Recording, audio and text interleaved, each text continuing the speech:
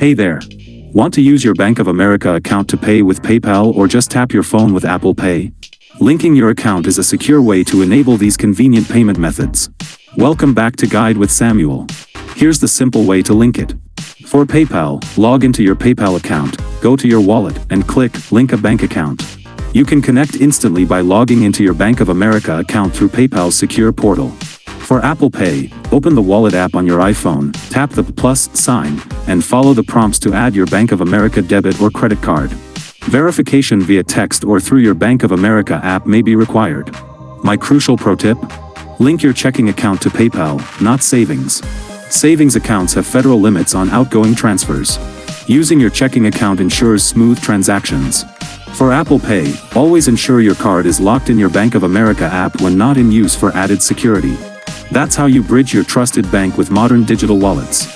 Which do you use more, PayPal, Apple Pay, or Google Pay? Share your favorite below. For more guides on connecting your financial life, subscribe to the channel. Thanks for watching. I'm Samuel, and I'll see you soon.